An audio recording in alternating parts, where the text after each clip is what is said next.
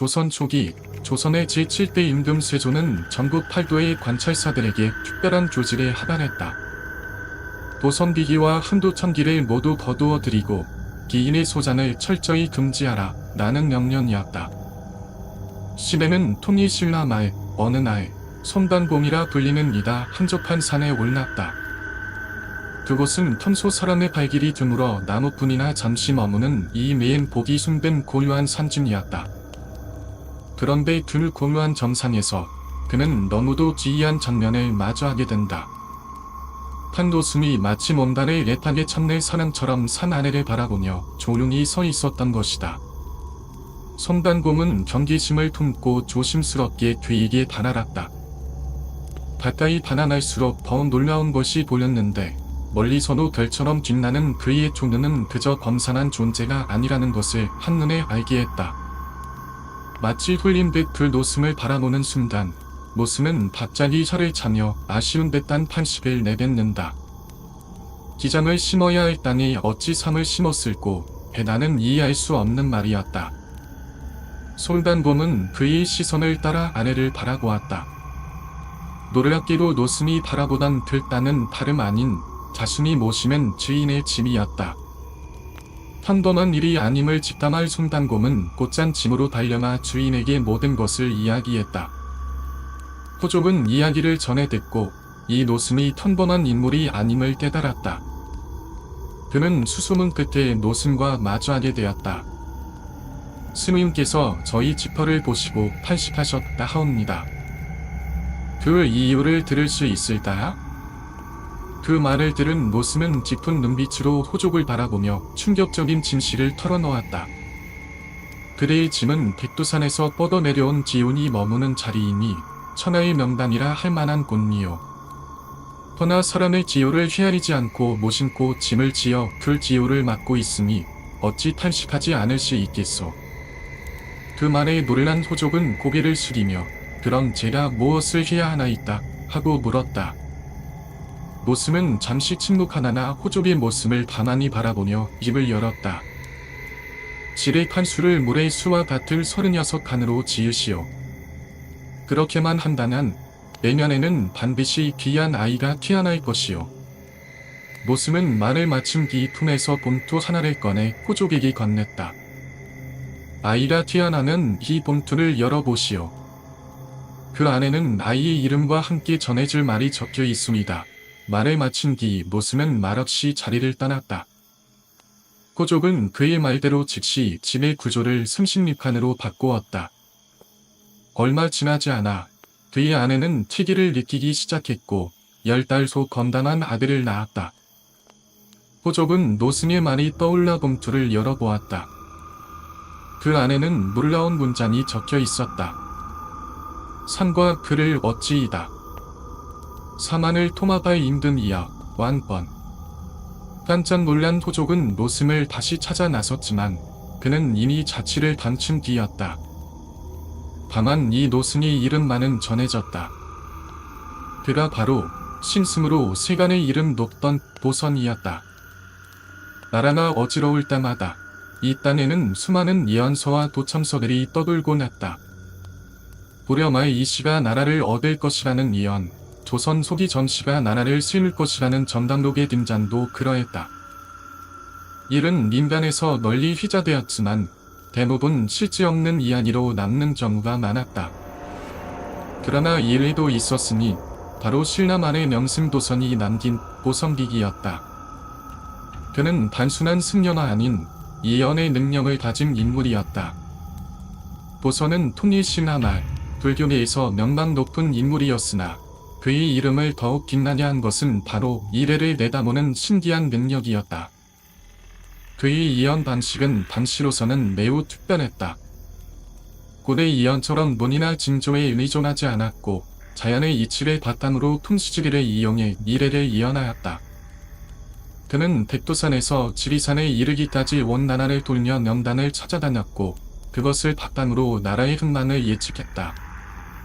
그러던 중 그는 수막단이라는 곳을 지나며 새 왕조의 탄생과 임금의 출현을 내다보게 된다. 보선은 신전의 명단과 예언을 담은 책 기기를 남겼고 이 책은 고려를 세운 태조 왕건에게 큰 영향을 주었다. 왕건은 나라의 운영에 이 도선비기를 적극 활용했다. 수도를 정할 때, 군번의 위치를 정할 때도 모두 도선비기의 내용을 따랐다. 왕건은 죽기 전에도 도선비기를 언급하며 자손들에게 당부의 말을 남겼다. 그의 공식적인 유언, 훈유 10조에는 도선비기에 정한 곳이 아니면 절을 짓지 말라는 내용이 포함되어 있다. 왕건 서후에도 도선비기는 민간과 왕실에 가리지 않고 큰 영향력을 행사했고 심지어 조정의 정책 결정에도 깊숙이 관여했다. 그렇다면 이 예언서에는 어떤 비밀이 담겨 있었던 것일까? 왕건은 자신의 묻은 자리도 도선비기에 나오는 만대가 영화로울 땅으로 미리 정해두었다. 그러나 그가 아끼던 장수 신순경이 전사하자 그는 큰 슬픔에 잠겨 그 자리를 신순경에게 양보한다. 도선의 예언은 빈란하지 않았다. 신순경의 후손들은 정말로 크게 번성하여 조선시대까지 그 이름을 드날리게 되었다. 그 후손 중에는 신상담, 신립, 신돌석 같은 인물이 나오며 대를 이어 염환을 누렸다. 승려도 아니요 소임도 아닌 자나 나라를 망칠 것이다. 공민한때 고신 정세용은 도선비기에 적힌 이 구절을 인용하며 그것이 바로 신돈을 지목한 것이라 주장했다. 도선의 예언은 단순한 성산이 아니라 시대를 꿰뚫는 지혜와 통찰이 담겨 있었던 것이다. 공민왕의 총애를 한범에 받고 있던 신돈, 그는 그 당시 사람들 사이에서도 승려라고도 할 수 없고 그렇다고 완전히 속인이라고도 할 수 없는 애매한 존재였다. 집권 초기만 해도 그는 억울하게 노비가 된 백성들을 속담하고 도당 안에 축적된 토지를 환수하는 등 이산적인 개혁가의 면모를 보였다. 하지만 시간이 흐르며 부정축제와 분야자 반응됨으로 인해 신뢰를 잃고 팬내 파직, 그리고 천연이라는 비극적인 결말을 맞이하게 된다. 지금도 그에 대한 평가는 극명히 엇갈리는데 진정한 개혁가였는가 혹은 권력의 마수에 휘말린 탐욕가였는가는 여전히 미스터리로 남아있다. 다만 한 가지 분명한 것은 신돈이 몰락한 후 고려는 서서히 멸망의 길로 접어들었다는 사실이다. 그 외에도 도선비기의 영향력은 여전히 살아있었다. 예를 들어 취염잔불은 전쟁을 앞두고 왕에게 궁궐에서 보패를 열어보면 스스로 선복할 것이라는 도선비기의 구절을 언급하며 실제로 전쟁이 일어나기 전 일에 실행했다고 전해진다. 또한 서경천도 운동을 펼쳤던 묘청 역시 자신의 도선의 혈맥을 이은 승력다 주장하며 도선비기의 정통성을 끌어안으려 했다. 이처럼 도선비기는 고려 왕조 내내 중요한 의사결정의 근거로 활용되었다. 그러나 도선은 단지 과거만 예언한 것이 아니었다. 풍수지리학의 대가였던 그는 시지 지역의 어느 봉우리에 올라 사망을 바라보며 또 다른 중대한 예언을 남긴다. 그는 그곳의 지세를 천천히 살펴보더니 반격의 찬 목소리로 이렇게 말한다. 이곳은 앞으로 나라의 운세를 무려 800년이나 지탱할 수 있는 터전이로다. 그렇게 말하던 중 문득 동남쪽 방향에서 안개가 걷히기 시작했고 멀리서 상현의 삼각산이 모습을 드러냈다. 그 장면을 본 도선은 깊은 탄식을 흘리며 말했다. 저 삼각산이 마치 도적의 깃발처럼 못독 솟아있구나. 400년이 지나면 나라의 문이 저 산 아래로 옮겨갈 것이니라. 그리하여 그는 반응한 마음으로 5개의 석산을 만들어 삼각 방향으로 개치하였고 고려의 구구를 최대한 지켜내고자 했다. 놀랍게도 고려는 정말로 400년이 지나고도 75년을 더 예지되었으며 정확히 475년기 멸망하고 말았다. 조선이 들어서자 도선비기의 짐은 다시금 주목받았다. 조선 제3대 임금태종은 도선비기의 내용을 바탕으로 수도를 개경해서 서양으로 옮기는 결단을 내렸다. 하지만 시간이 지나 왕조의 기틀이 잡히고 정치가 안정되자 조정은 점차 이러한 예언서들을 경계하기 시작한다. 더 이상 도선비기는 도움이 되지 않는다. 오히려 불필요한 혼란만 일으킬 뿐이다. 나는 이식이 퍼졌고 결국 조선의 제7대 임금 세종은 도선비기 및 모든 도청서를 수호하고 기인 소장을 금지하라 는 명령을 내리기 이른다. 이러한 조치는 이후 선종대에도 반복되었으며 그렇게 도선비기는 민간에서도 점차 자치를 감추게 되었다. 지름은 반지, 그것이 분명 존재했다. 낸 흔적만이 다른 기록을 통해 일치될 뿐이다. 그 후 등장한 또 하나의 기록이 있다. 도선이 임종을 앞두고 남긴 것으로 전해지는 놀라운 예언이었다. 그는 이렇게 말했다. 임진년의 선 모란티가 나라를 삼키면 손, 중국에 의지하다. 경자년은 독조 모란티가 안으로 침입하니 산도 분리하고 물도 분리하도다. 동동이 이도다. 이 예언은 임진왜란과 경자호란, 즉 조선을 기은된 두 번의 큰 전란을 정확히 예견한 것이었다. 하지만 이후 도선비기는 완전히 세상에서 자치를 감추었고 현재 도선의 책이라 전해지는 것들 중 공식적으로 인정된 것은 존재하지 않는다. 다만 다른 물언들을 통해 그는 분명 존재했고 그의 비기는 이 땅의 흠난성세를 예언했다는 사실만은 부인할 수 없다. 그렇다면 도선비기의 뒷장에는 과연 어떤 예언들이 남아있었을까? 조선 후기 한서름한 모차림의 선비라 어느 몰락한 양반의 짐을 조용히 찾는다. 마치 약속이라도 한 듯 그는 조심스럽게 미친다. 선반 마마를 대옵니다. 직지인은 그를 희리한 매친에 놀라 황급히 집 밖으로 뛰어나와 선비를 안으로 들였다. 선비는 박자리 직지인의 어린 아들 앞에 엎드려 말했다. 아드님께서는 장차 임금이 되실 것입니다. 직지인은 놀랍게도 표정을 굳혔을 뿐 그 말에 크게 놀라는 지색은 없었다. 오히려 당당히 되물었다. 그게 언제쯤이 되겠소? 그러자 선비는 의미심장하게 대답한다. 법제를 주시면 알겠습니다. 이 직지인이 물었다. 얼마를 원하오? 선비는 차분하게 말했다. 그저 나중에 도리에 오르시거든 저를 잊지 말아주십시오. 직지인은 묘한 미소를 띠며 말했다. 네, 약속하겠소. 어서 답해보시오. 그제야 선비는 고개를 들었다. 그의 한쪽 눈은 파랗게 멀어 있었고 남은 한 눈은 날카롭게 빛나고 있었다. 그는 입술을 열었다. 그 일은 4년 뒤에 있을 것입니다. 그때까지 옥체를 잘 보존하십시오. 그리고 놀랍게도 4년 후 그 몰락한 양반의 아들은 실제로 왕위에 올랐다. 그는 바로 조선의 제26대 임금 고종이었다. 선비가 찾아난 짐은 흥선대원군 이안의 짐이었고 비에게 미래를 예언한 애꾸는 선비는 바로 백본박이라 불리던 인물이었다. 그는 첨도의 사람 박이운 과거 시험을 준비하던 몰락한 양반이었으나 출세가 쉽지 않아 텀센 공부만 하며 늦은 나이까지 뜻을 이루지 못한 인물이었다. 보다 못한 그의 도인은 숨겨둔 책 한 권을 꺼내며 말했다. 이 책이면 선왕님의 지운을 알 수 있을 것입니다. 그 책은 놀랍게도 임진왜란 당시 조선을 도우러 온 명나라 장수투사 중의 기서였다. 그는 전장에서도 타고난 태란을 보였지만 특히 통수와 예언 능력에 있어서는 누구보다도 뛰어난 존재였다. 이 책은 단순한 기록이 아닌 조선의 미래를 내다보는 눈이 담긴 또 하나의 도선비기였던 것이다. 그는 짐을 칠 때에도 반드시 땅의 형세를 살펴보고 움직였으며 조선에 머무는 동안에는 팔도의 명당을 두루 돌아다니며 일이 살펴보았다고 한다. 심지어는 장차 조선을 지킬 영웅 이순신 장군의 묘자리까지 보아준 인물로 전해진다. 전쟁이 끝나고 명나라 군대가 귀국길에 오를 무렵 그는 뜻밖에도 고국으로 돌아가지 않고 조선에 남겠다는 결정을 내렸다.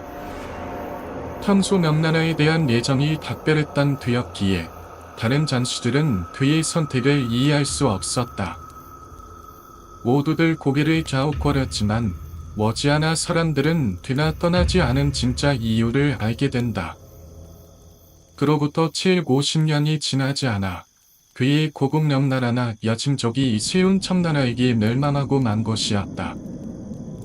도사춤은 명나라의 물난을 이미 예견하고 있었던 것이다.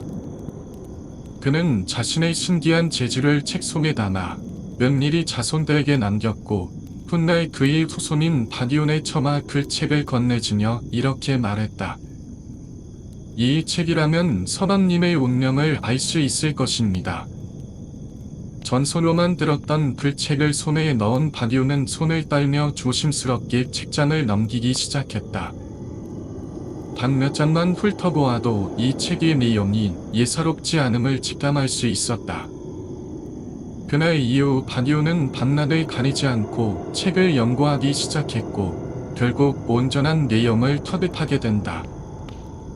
그러나 아이러니컬하게도 책을 완전히 이해한 그날 바디온은 깊은 절망의 나락으로 빠지고 말았다. 그는 책 속에 담긴 비밀을 통해 자신의 운명을 직시하게 된 것이다. 그의 관상에 따르면 왼쪽 눈에는 바위 권세를 질 만한 기운이 있었지만 오른쪽 눈은 스스로의 권세에 짓눌려 끔찍한 죽음을 맞이할 상이라 되어 있었다. 그는 평생 출세할 수 없는 운명, 그것이 자신의 지림을 알아버린 것이었다. 그 순간부터 그는 책을 덮고 산속에서 숨어 살아야만 하는 운명을 받아들여야 했다. 하지만 그는 끝내 그 운명을 순순히 받아들이지 못했다. 이대로 살아날 수는 없다. 고 리츠녀, 그는 결단을 내린다. 그리고 마침내 스스로 손을 들어 자신의 오른쪽 눈을 찔러버렸다. 기이하게도 그 일이 있은 뒤 그의 남은 한쪽 눈에 보이지 않던 것들이 하나둘 들어오기 시작했다. 어느 날 그는 임금이 튀어날 명단이 있다는 계시를 받았고 그곳으로 달려갔다. 그 자리에서 한 소년이 끼놀고 있었고 그 아이의 얼굴을 바라볼 순간 바디온은 등줄기를 타고 흐르는 전율을 느꼈다. 그 아이는 임금의 관상을 지닌 자였다. 그는 반경에 겨워 아이 앞에 무릎을 꿇고 예를 올리며 외쳤다. 상관 마만을 배웁니다. 훗날 권력을 잡은 흥선대원군은 바디온을 잊지 않았다. 그는 그에게 정상품의 높은 벼슬과 넓은 정담을 하사하며 말했다. 지난날의 일로 한쪽 눈을 잃었다 하여도 그 눈은 참으로 귀한 것을 본 눈이었어. 그렇게 바디온은 운명에 맞서 싸우며 스스로의 길을 개척해낸 인물로 거듭났다. 대원굴은 바디온의 재능을 높이사 정권을 잡은 뒤에도 중요한 결정을 내릴 때마다 그를 곁에 두고 의견을 묻곤 했다. 그러던 어느 날 대원굴은 그를 은밀히 불러들였다. 부르셨습니다. 대감, 바디온이 묻자 대원굴은 그를 조용히 병품 뒤에 숨기며 말했다. 자네가 반드시 봐야 하이다인데. 이 일은 대단히 중요하네. 불길한 지효를 느낀 바디온은 숨지기며 기다렸다. 잠시 후 한 어린 여인이 정답 안으로 들어섰고 그녀의 얼굴을 본 순간 바디온은 숨이 멎을 듯한 충격에 사로잡혔다. 잠시 후 여인이 물러나자 대원굴은 기대에 찬 얼굴로 물었다. 어떻게 부르는다. 그러나 바디온은 쉽게 입을 떼지 못했다. 결국 그는 떨리는 목소리로 말했다. 대감, 시급히 저 여인을 내쫓으셔야 합니다. 저 아이를 곁에 둔다면 장차 대감의 지효를 막을 뿐 아니라 권세를 발기갈기 찢어버릴 산입니다. 대원굴의 얼굴은 불처럼 굳어졌다. 하지만 이내 낮은 목소리로 말했다. 다시 생각해보게. 저 아이는 내 며느리가 될 아이라네. 그 말을 들은 바디온은 놀라움에 무릎을 꿇고 간곡히 말했다. 절대 아니 되옵니다. 대감. 다시 한번 생각해 보시옵소서. 그러자 대원굴은 분노를 터뜨리며 소리쳤다. 만실이 또다시 매첩의 손에 놀아날 수는 없는 일이요. 나는 젊은 나의 세도가의 흰포레에 억눌려 살아야 했어. 내 처갓집을 중전으로 앉히는 것이야말로 만실을 지키는 길이요. 박이훈도 대원군의 과거와 의도를 모르는 바 아니었지만 나라의 운명을 염려하며 기어이 다시 말렸다. 그래도 아니 되옵니다. 제 말 다시 생각해 보시옵소서. 그러나 대원군은 굳은 결심을 꺾지 않았고 마지막으로 차갑게 말했다. 내 며느리를 고르는 일이요. 자네 며느리를 고르는 것이 아니니 그만 나다보게. 이후 박이훈은 여러 차례 대원군을 찾아나 설득했지만 그의 뜻은 끝내 바뀌지 않았다. 그와 같은 조선 최고의 점쟁이라 반택을 반대했다는 소문은 순식간에 도섬 안에 퍼져나갔고 군권 안팎이 뒤숭숭해지기 시작했다. 그리고 어느 날 밤 누군가 박이훈의 짐을 찾았다. 얼마 전 우리 집안 아이의 관상을 보셨다 들었소. 그때 대감의 표정이 썩 좋지 않았다던데 무슨 문제가 있었소? 찾아온 이는 예전에 박이훈이 관상을 봤던 그 집안의 사람들이었다. 그들은 천막을 걷어 올려 안에 가득 쌓인 금은 보안을 보여주며 말했다. 이제 다시 한 번만 잘 봐주시오. 박이훈은 아무 말 없이 방 안으로 들어가 버렸다.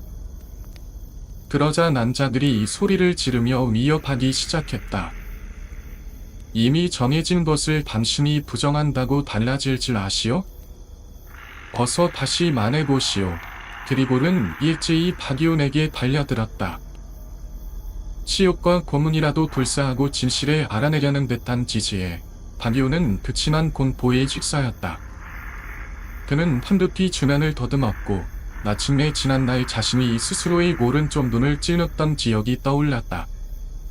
손끝에 단 날카로운 물건 하나나 잡기자 그는 망설임 없이 그것을 자신의 마지막 남은 눈 깁실이 찔러 넣었다. 피가 철철 흘러내리는 가운데 박이훈은 흐릿해진 시야 속에서 외쳤다. 이제 난 더는 아무것도 보지 못하오. 관상을 볼 수 없단 말이오. 어서 돌아다시오. 그의 미친의 교수이라는 그를 붙들려던 손을 멈추었다. 순간 정적이 흘렀고 그들은 무언가를 깨달은 듯 말없이 돌아서며 짧게 내뱉었다. 그 하나 남은 눈을 찌른 것을 반드시 후회하게 휘주겠소. 그 일이 있은 후 흥선대원군의 뜻대로 교수는 끝내 반택되었다. 그녀는 훗날 명성황후 미씨로 불리게 되었다. 그 선택은 곧 박이훈에게 죽음의 그림자를 들이오게 된다. 대원군과 중전의 미움을 산 박이훈은 궁궐에서 쫓겨나 결국 깊은 산속으로 나타내야 했다. 사람들의 기억 속에서도 점차 사라져가던 어느 날 그나마 막내가 있던 관리 한 사람이 그의 산골 집을 찾아왔다.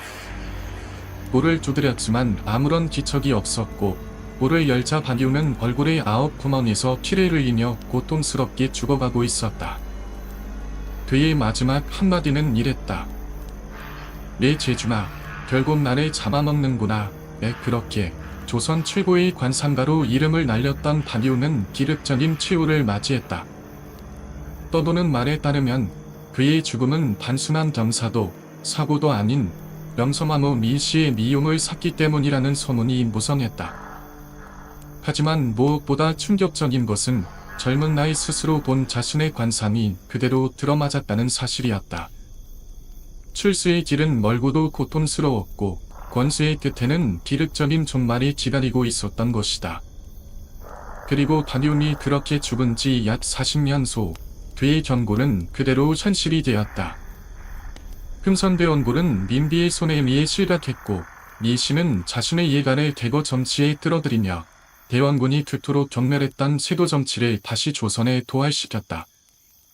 이후 그녀는 사치와 무속에 빠지며 나라의 뒤틀을 서서히 무너뜨렸고 매세를 끌어들이다나 마침내 조선이라는 만조 자체를 무너뜨리는 데 이르고 만다. 조선 500년 그 천연한 역사는 그렇게 박이훈의 죽음으로부터 40년 소 완전히 만을 내리게 된다.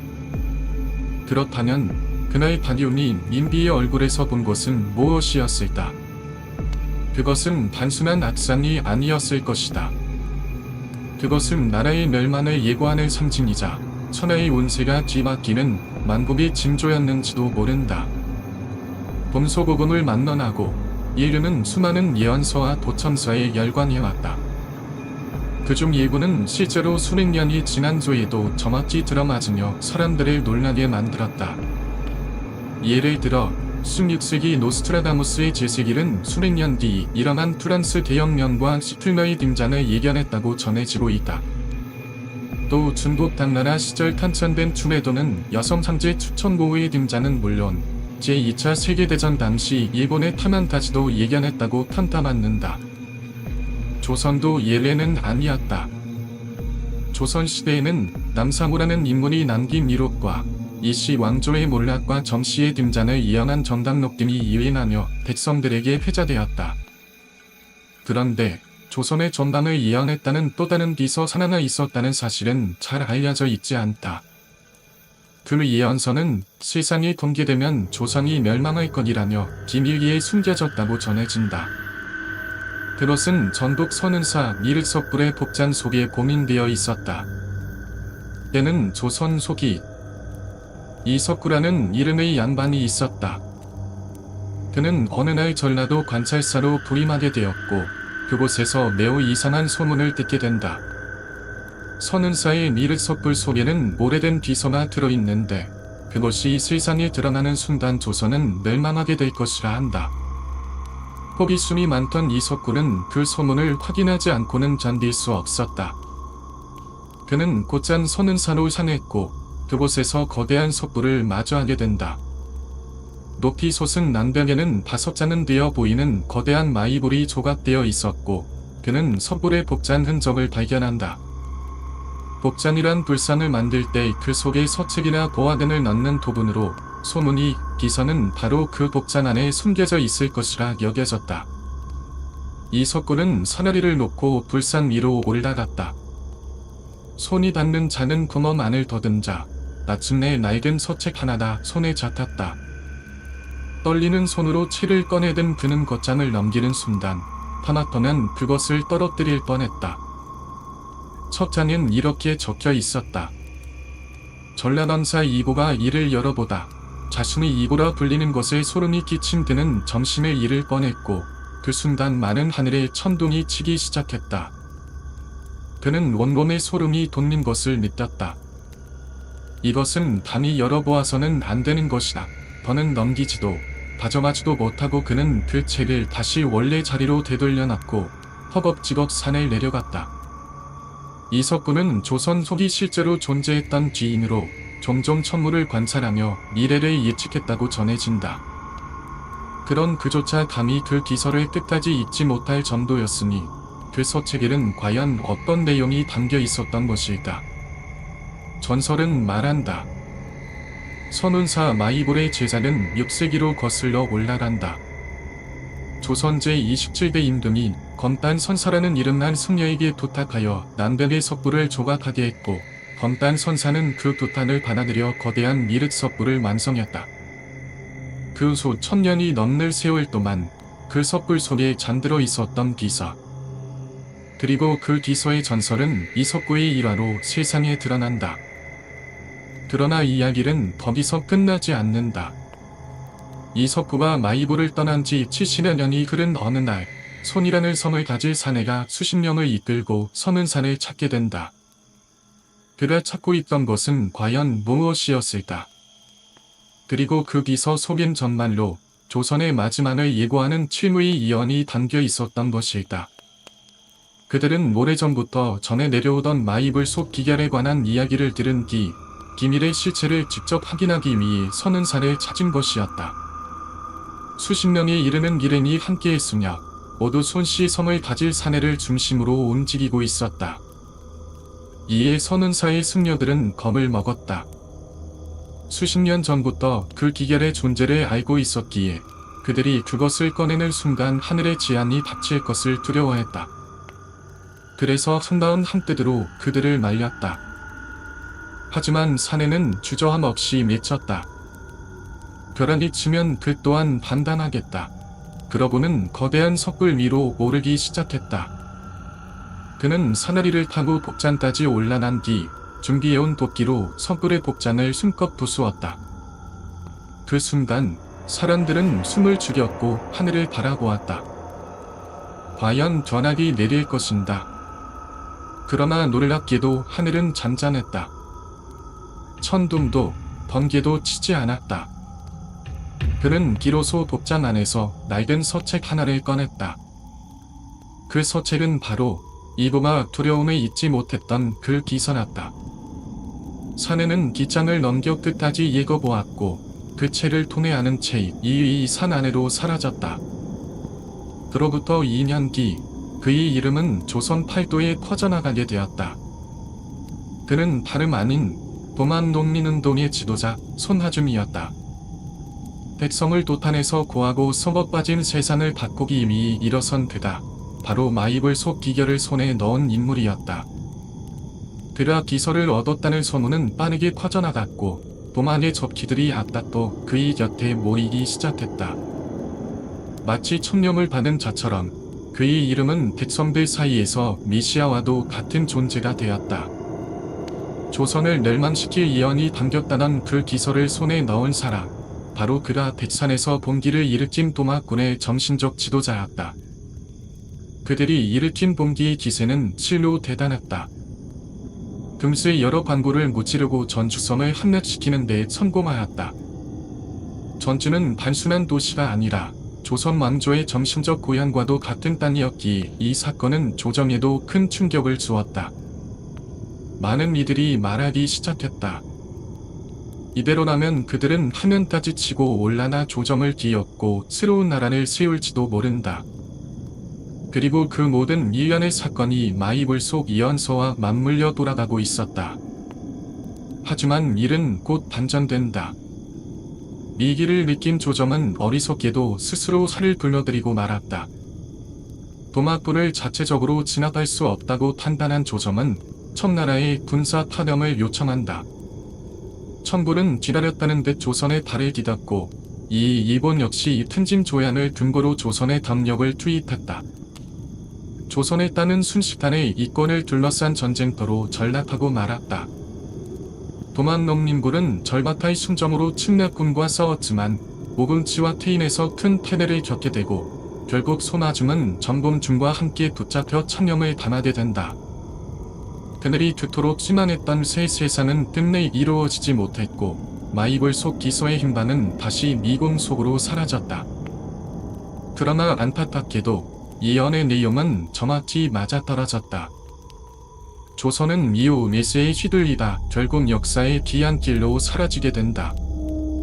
하늘이 정한 운명은 바꿀 수 없었지만 그 운명이 어떤 방식으로 실현될지는 사람의 선택에 달려 있었던 것이다. 과연 마이블 속 숨겨져 있던 그 물선은 어떤 내용을 담고 있었을까? 그것은 단순히 혼란스러운 시대 속에서 고통받던 백성들이 만들어낸 이야기였을까? 아니면 지금도 이 땅 어딘가에 숨겨진 잊혀진 진실의 조각이었을까? 때는 부활날. 조선은 나라의 기운이 저무는 때였고 그런 시대 분위기 속에서 온갖 예언과 도창이 행행하고 있었다. 그중 가장 많이 퍼져나갔던 예언은 바로 조선 왕조의 수명에 관한 것이었다. 그 예언에 따르면 조선은 제28대 임금이 마지막이 될 것이라 했다. 나라가 세워진 지 500년이 넘을 시점에서 조정은 그 도참을 능빈히 의식하고 있었다. 특히 조선의 수도 찬양이 세워질 당시 정례 전문인 창현문의 이름을 파자한 20세 28대라는 숫자가 나온다는 점도 그러했다. 당시 임금 고종은 조선의 제26대 임금이었다. 그는 이 도창이 사실이라면 자신의 손자 대조선이 멸망한다는 뜻으로 받아들였고 그 사실에 몹시 불길함을 느꼈다. 그는 팔도를 샅샅이 뒤져 숨통한 점쟁이들을 불러들였다. 그렇게 한 사람을 만나게 된다. 머리가 하얗게 센 점덕근이라는 이름의 점쟁이였다. 40도 되지 않은 나이에 이미 머리가 하얗게 센 그의 모습에 고종은 신기해하며 물었다. 세간에 떠도는 도창이 사실이요? 점덕근은 대답하지 않고 대신 고종의 운세에 대해 말하기 시작했다. 폐하의 운수는 지난 전민년 11월에 고비가 있었습니다. 그러나 안타깝게도 이 운수는 키의 답이 어렵습니다. 고종은 불안에 떨며 물었다. 그렇다면 지도나 제사로 키할 수 있는가? 정덕근은 고개를 저으며 답했다. 그런 방법으론 부족합니다. 임재를 가까이 두는 수밖에 없습니다. 고종은 그 단에 답답함을 느꼈다. 그는 좀 더 직접적인 예언을 원했다. 그렇다면 앞으로 무슨 일이 일어날 것인가? 고종이 묻자 정덕근은 쉼을 난 뒤 조심스럽게 말했다. 오는 12월 금음일에 궁에 화재가 날 것입니다. 그리고 놀랍게도 그의 말대로 정말로 그날 궁궐에서 불이 났다. 고종은 점점 정덕근의 예언에 귀를 기울이게 되었다. 마침내 그는 진심으로 물었다. 내 왕조의 미래를 알고 싶소. 어서 내가 몰랐던 것을 말해보시오. 그러자 정덕근은 마침내 장문의 예언을 남긴다. 심히 계산해보니 4년 뒤 11월 갑자일에 이것이 모두 엎어질 것입니다. 이날을 계리하시려거든 어진 임재를 가까이 하시고 탐욕스런 이들을 멀리 하소서. 그래야만 이 난세를 넘고 태평의 세월을 맞이하실 수 있을 것입니다. 그렇지 않다면 나라의 미래는 장담할 수 없사옵니다. 그 예언은 과연 단순한 경고였을까? 아니면 마지막으로 하늘이 허락한 탈출구였을까? 그리고 우리는 지금 또 어떤 기설을 읽고 있는 것일까? 하지만 그 모든 것은 결국 고종이 할 대답이 아니었다. 그는 정덕근의 말에 진심으로 귀 기울이지 않았고 그 예언을 단순한 요술로 치부해버렸다. 그렇게 세월은 흘렀고 정덕근이 정확히 짚어낸 4년 뒤의 11월 갑자일 조선은 문명의 전환점을 맞게 된다. 바로 외사능력이었다. 그리고 그 외사능력의 중심에는 고종이 평소 가까이 두었던 5명의 신하들이 있었다. 역사 속에서 외사오적이라 불린 그들이었다. 정덕근은 고종에게 어진 신하를 가까이 하고 임재를 멀리하라고 경고했지만 그 말은 무시되었고 결국 고종은 11년 뒤 일본에 의해 강제로 퇴위당하는 기운을 겪게 된다. 모든 것은 정덕근의 예언 그대로였다. 그렇게 조선은 5년 후 28대 임금조차 오르지 못한 채 27대 순종을 끝으로 역사 속으로 사라졌다. 정덕근은 외사능력 직접 마지막으로 사지를 청하며 더 이상 궁궐의 불빛조차 닿지 않았다. 그가 예언했던 운명의 물줄기는 고종의 내면 속에서 그대로 흘러갔다. 고종은 왕이 되기 전부터 요설과 점술에 관심이 많았으며 왕위에 오른 이후에도 두려운 결점 앞에서는 늘 전쟁이나 무당을 의지했다.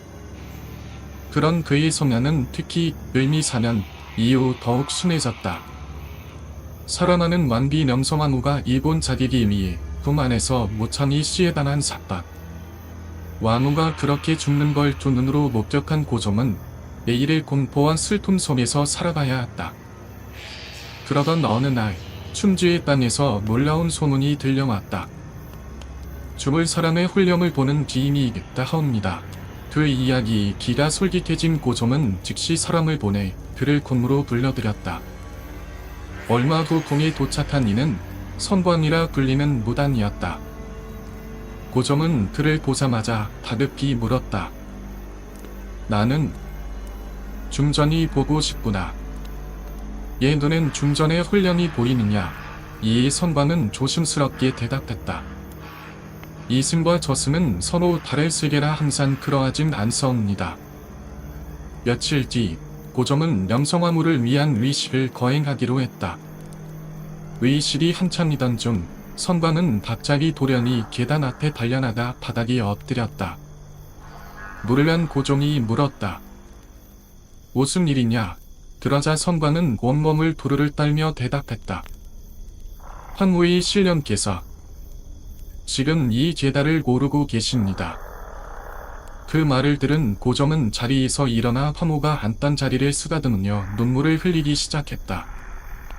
그는 당점을 억누르지 못하고 대성통곡에 이르렀고 이 선관은 맺혔다. 그리 요란히 슬퍼하시면 신령께서 오지 않사옵니다. 고점은 겨우 눈물을 거두었고 그날 이후 선관은 고점이 주관하는 모든 국가 의식에서 빠질 수 없는 존재가 되었다. 그는 늘 묻곤 했다. 오늘은 선우가 오시는 날이냐? 아니면 오늘은 아니냐? 선관은 그런 고종이 곁에 머물며 탐구의 훈련과 연결되는 다리로 자리 잡게 되었다. 단 1년 만에 그는 협판이라는 단시로서는 장관급 이상의 고위 벼슬을 얻게 되었다. 조정의 대신들도 감히 넘보지 못한 자리였다. 그의 짐은 언제나 사람들로 문전성시를 이뤘다. 아첨하려는 자들, 점을 받으려는 자들, 벼슬길에 오르고자 하는 자들까지 매일같이 줄을 이었다. 때는 이모냥. 명성황후는 흥선대원군과 외척 세력에 의해 정치적 비판을 받고 있었다. 군사들을 피해 멀리 충주로 도피한 그녀는 친정 쪽의 민흥식의 도움을 받아 겨우 목숨을 건졌다. 하지만 그녀를 향한 민심은 차갑고 온 나라가 들뜨렀다. 시아버지 흥선대원군은 급기야 그녀의 장례를 미리 지어버렸다.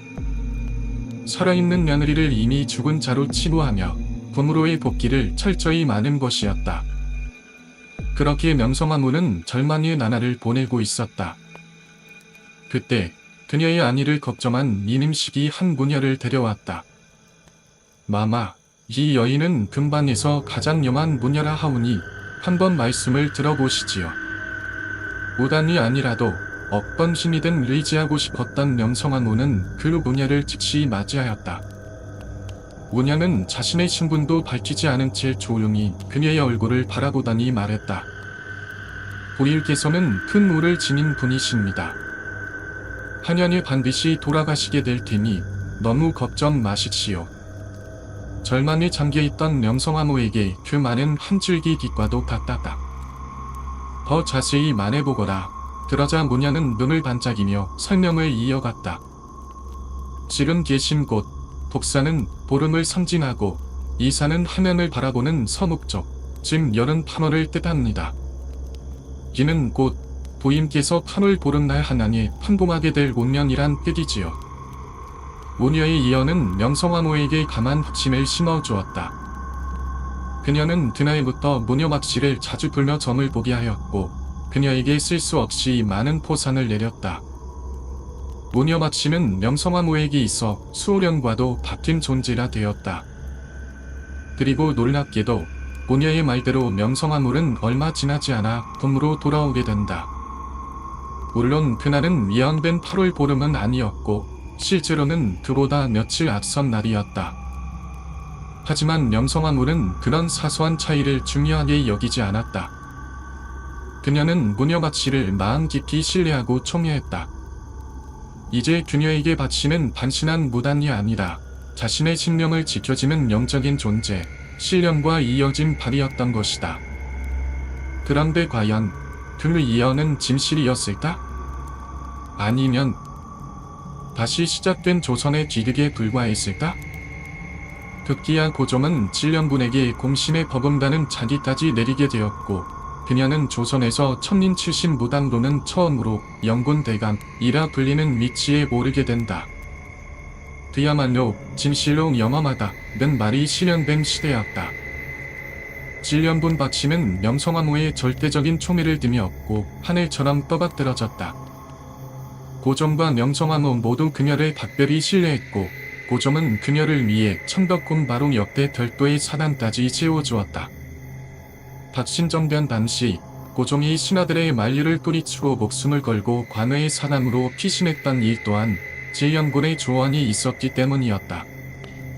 그녀는 단순한 무단이 아닌 고종과 만비에게 있어 신관우 같은 존재였고 그녀가 밤에 꾼 꿈이나 말한 환상은 곧바로 다음날 조지가 되어 세상에 퍼졌다. 그녀의 일에서 나오는 한마디가 수많은 벼슬과 결정의 출발점이 되었고 수많은 이들이 그녀에게 아첨하며 다투듯이 몰려들었다. 심지어 그녀의 양자나 뒤길에 자초하는 이들도 생겨났으니 조선이라는 나라의 실제 권력은 그녀의 손안에 있었던 것이나 다름없었다. 하지만 모든 사람이 그녀를 우러러본 것은 아니었다. 조정 안팎은 그녀의 영향력을 걱정하고 비판하는 목소리도 적지 않았다. 끼어있는 선비들은 그녀의 득세를 비판하며 질기차게 탄핵 상소를 올렸지만 고종은 오히려 그들을 귀양 보내거나 자리에서 물러나게 했다. 오히려 고종이 노려움을 살까 두려워 상소를 숨기기까지 했으니 질령군의 세도는 10년이 넘도록 멈추지 않았다. 질령군의 미세가 극에 달하고 그녀에게 아첨하는 자들이 군만의 줄을 이을 즈음 그녀는 어느 날 경상도에서 올라온 기이한 소문을 듣게 된다. 서울에 올라온 이임인이라는 자가 귀신을 두르고 바람과 길을 조종하는 신통력을 지녔다더라 라는 말이었다. 질령군은 곧바로 그를 불러오라 명했고 며칠 뒤 나타난 이임인은 기대와는 달리 허름한 옷차림에 그저 그런 거리의 건달처럼 보였다. 실망한 질령군은 물었다. 그대가 신통력을 지녔다 한다. 내 눈앞에서 그 능력을 증명해 보일 수 있겠느냐? 그러자 이임인은 침착하게 대답했다. 어렵지 않습니다. 다만 며칠간 목욕제기하며 준비가 필요하고 요술을 부리는 광경이 사람들에게 알려지면 혼란스러울 테니 태강과 단둘이 있을 장소에서 보여드리겠습니다. 질령군은 그의 제안이 의심스러우면서도 내심 궁금했다. 며칠 뒤 도막산의 깊은 지슬기 두 사람은 기밀이 다시 마주하게 된다. 이임인은 조용히 속삭였다. 대강, 무슨 일이 있어도 제가 곁에 있으니 두려워 마십시오. 그 말이 끝나자 그는 머리 위에 동이를 들고 허공을 향해 외쳤다. 본방 청제 장군이여, 모습을 드러내다. 그 순간 질령군의 눈앞에 짙은 청색의 옷을 입은 귀신이 숲속에서 서서히 모습을 드러냈다. 그녀는 몰래 자리에 주저앉고 말았다. 이임인은 거기서 멈추지 않았다. 다시 외쳤다. 남방 적재 장군이여, 나타나라. 이번엔 온몸에 티를 묻힌 아라리에서 검은 피를 줄줄 흘리는 흉측한 귀신이 나타났다. 그 괴이한 모습에 질령군은 소리를 질렀다. 이제 그만. 더는 보고 싶지 않다. 저것들을 물려다오. 이 유인은 곧 주문을 미웠고 귀신들은 그의 주문에 따라 호련히 사라졌다. 그렇게 한참 같은 광경을 본 질령군은 이 유인의 능력을 완전히 신뢰하게 되었고 그를 자신의 양아들로 삼은 뒤 신토만 도사 나 부르며 명성화무에게도 숭배하였다. 그렇게 성경한 이 유인은 원래 들볼리 없는 건달이었다. 그는 민비가 드린 무당 하나나 종정의 신뢰를 얻고 본장을 받은 이야기를 듣고 큰 충격을 받았고 곧바로 임금도 속이는 세상, 무당쯤이야 뭐 속이라며 신간을 바꾸게 된다. 이 유인은 다른 건달들을 모아 자신의 신통력 있는 자로 포장했고 귀신을 부리고 날씨를 조종한다는 허언된 소문을 퍼뜨렸다. 그 계획은 성공했고 질령군은 그는 미끼를 묻었다. 이리 준비한 건달들이 귀신처럼 분장해 어두운 숲속에서 등장했고 질령군은 이를 실제로 믿고 말았다. 그 결과 그는 단순히 고종의 특령으로 시청군수에 임명되었고 이어 덤조천판, 덤마절도사, 겉부대신 등 고위 관직을 줄줄이 깨차며 승승장구했다. 단 한 번도 제대로 된 과거를 치르지 않고 얻은 출세였다. 그런 시대였다. 고단과 거짓 보사들이 나라의 권력 한가운데에 발을 딛고 그들을 따르려는 수많은 이들이 몰려들던 무너짐 시대였다. 하지만 건불신년이라 했단다. 권세를 등에 업고 제 마음대로 세상을 휘두르던 질령군도 11년 만에 그 자리에서 물러나게 된다. 그러나 조선을 망하게 만든 제안은 거기서 끝나지 않았다. 오히려 그것보다 훨씬 더 무거운 제안이 기다리고 있었다. 바로 일본이었다. 천일전쟁에서 승리한 일본은 조선의 친일 내란을 세우고 고종과 명성황후를 사실상 군만의 가둔포로로 만들었다. 그렇게 되자 질령군은 더 이상 힘을 쓸 수 없게 되었고 그녀의 모든 재산은 몰시되었으며 궁에서 쫓겨나 비참한 치료를 맞게 된다. 그녀의 권세가 떠난 자리에는 깊은 침묵과 피함만이 남았다. 그리고 사람들은 다시 묻기 시작했다. 그렇게나 신통했던 예언은 결국 누구의 것을 위한 예언이었는가? 수호신령이라 믿고 따랐던 진련군은 끝내 아무런 신통력도 보여주지 못했다. 그녀는 한때 조선의 권력을 쥐락펴락했지만 그 끝은 선호했고 그녀를 신뢰했던 명성황후는 결국 일본이 주도한 림이 사면으로 궁 안에서 무참히 살해되고 만다. 그렇게 11년에 걸친 진련군의 전에는 만을 내렸고 조선은 수차례의 환란을 거친 끝에 마지막 불씨마저 꺼져가는 어둠 속으로 빠져들고 있었다. 진련군을 잃고 왕비마저 잃은 고종은 또다시 새로운 무당을 찾아 헤매기 시작한다. 그는 나라의 위기를 어찌할 바를 몰랐고 그 불안할 심정을 달래줄 누군가를 절실히 원했다. 그렇게 10월은 흘러 그로부터 15년 뒤 조선은 결국 일본에 의해 멸망하고 만다. 개방 후 개벽제 70호에서는 명성황후와 진련군의 칭후에 대해 이렇게 평가했다. 무당에게 매달리다 끔찍한 직임을 당한 명성황후의 치유는 오직 운명에 사로잡혀 자신의 길을 잃은 어리석음의 결과였다. 그 어리석음의 끝자락에는 이미 늦어버린 깨달음만이 남아있었다. 16세기 말 한반도를 뒤흔든 임진왜란은 조선의 운명을 근본적으로 바꾸어 놓았다. 조선은 매국을 바깥으로 물리치긴 했지만 긴 전쟁 끝에 국토는 폐허가 되었고 수많은 백성들이 생명을 잃었다. 건국 이래 번영을 구가하던 조선은 그때부터 본격적인 쇠퇴의 길을 걷기 시작한 것이다. 그러나 그런 끔찍한 전쟁이 일어나기 전 조선 땅에는 기이한 징조들이 일어나곤 했다.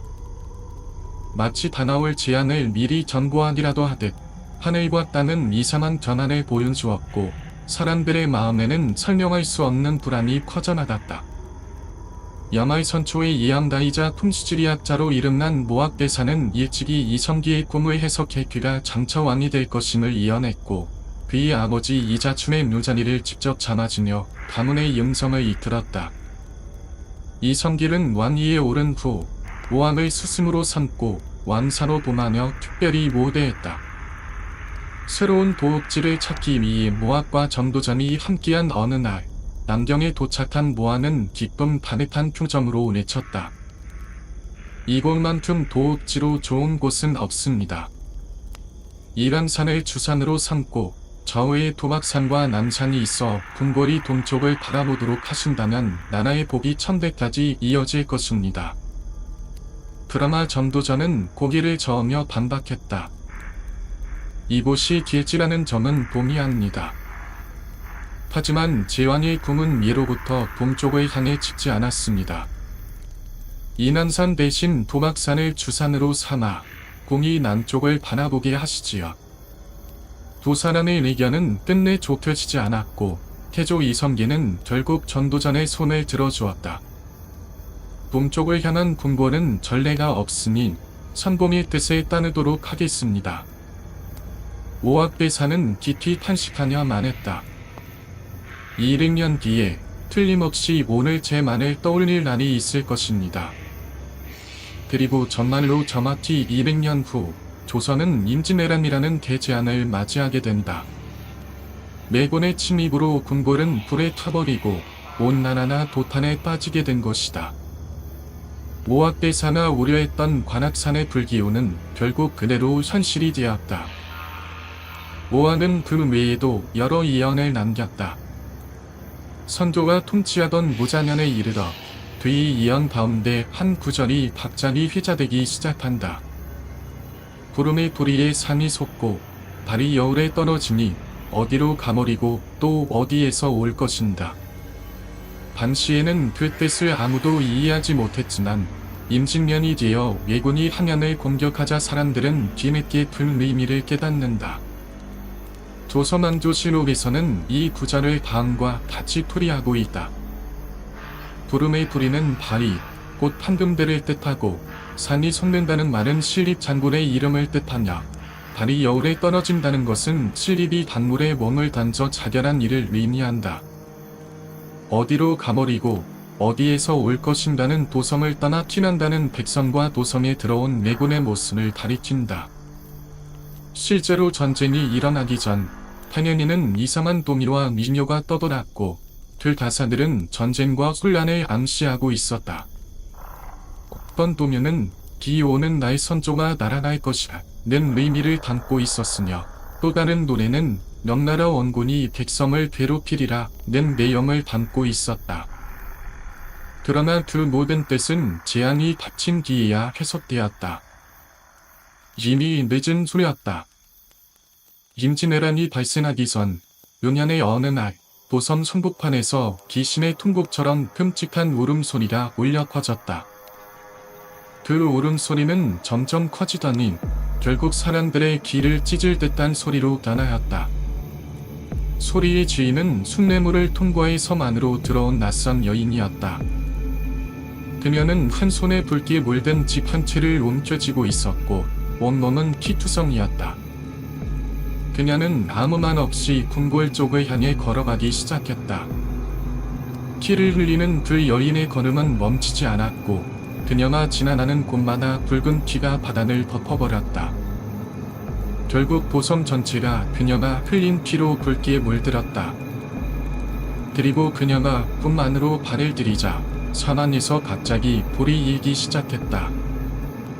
그 광경은 마치 곧 닥쳐올 전쟁과 불타오를 궁궐의 운명을 상징하는 하나의 환시처럼 느껴졌다. 무언가를 경고하는 하늘의 메시지였을까? 아니면 조선이라는 나라가 더 이상 되돌릴 수 없는 길을 걷고 있다는 운명의 징표였던 것일까? 불길은 순식간에 궁궐을 삼켜버렸고 번져만한 화많은 조선의 심장부를 재와 먼지로 바꾸어 놓았다. 순식간에 모든 것이 재로 아무것도 남지 않은 폐허가 되었다. 선조는 깜짝 놀라 자리에서 벌떡 일어났다. 모든 것은 단지 꿈이었다. 그러나 그 꿈은 너무나도 생생했고 마치 실제로 방금 전에 일어난 일처럼 또렷이 지연이 남아 선조는 이를 몹시 불길하게 여겼다. 그 불안은 예감이 되어 현실로 다가왔다. 이듬해 수많은 매천이 조선 땅을 침략하였다. 그들의 발이 닿는 곳마다 피가 강처럼 흘렀고 백성들은 살 길을 찾아 떠돌았으며 마침내 매굴은 도성 화면에까지 이르러 궁궐은 불타 없어졌다. 그것은 바로 선조가 꾼 꿈의 내용 그대로였다. 꿈 속에 나타난 여인은 손에 짐을 쥐고 있었고 그 노스는 티투성이었다. 와, 를 합치면 그 모양은 자와 흡사하다. 사람들은 이 꿈을 두고 하늘이 임금에게 재앙을 미리 전고한 것이라 하였고 이는 단순한 상징이 아닌 예언이라 믿었다. 심지어 그 몇 해 전 문신 서고가 유배지에서 동일한 모습의 여인을 목격했다는 기록도 전해진다. 그렇게 여러 차례 나타나 조선에 닥칠 재앙을 전고한 그 여인의 정체는 대체 무엇이었을까? 그녀는 인간이었을까? 하늘에서 내려온 훈련이었을까? 아니면 단지 백성들의 불안과 두려움이 형상화된 상징적 존재였을까? 조선 후기의 문신 1인이기 지은 연례실기술에는 임진왜란이 발발하기 전 한양에서 일어난 기이한 사건이 기록되어 있다.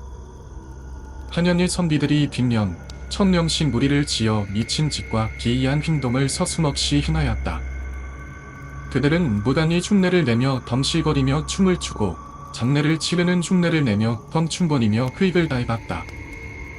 또 어떤 이들은 돌을 들고 서로 어지럽게 달리기도 했고 웃었다나 울었다나 하며 종잡을 수 없는 행동을 반복했다. 그러다가 무리들끼리 큰 소리로 묻고 닦았다. 무엇 때문에 웃느냐? 무엇 때문에 우느냐? 정상이 아니라 웃는다. 나라가 만일하니 울고 있는 것이다. 이러한 행동들은 듬듬곡이라 불렸고 그들을 이끄는 이는 정유성, 백지민 등으로 전해진다. 그들은 무단도, 관료도 아닌 여인이었고 그들을 따르는 이들의 수는 쓸 수 없을 만큼 많았다. 나라가 위태로운데도 조정은 오직 권력 다툼에 몰두하고 있었다. 도민과 서인으로 갈라진 정단은 서로를 향해 칼을 겨누었고 왕은 살벌한 옥살을 일삼으며 몇 년에 걸쳐 수많은 인재들을 죽음으로 몰아넣었다. 이 모든 성황을 보다 못한 선비들이 울분에 차 이 지리아의 수위에 나선 것으로 보인다. 하지만 첨화는 조금도 나아지지 않았고 반지는 더욱 치연해졌으며 선조의 정치적 냉목은 계속되었다.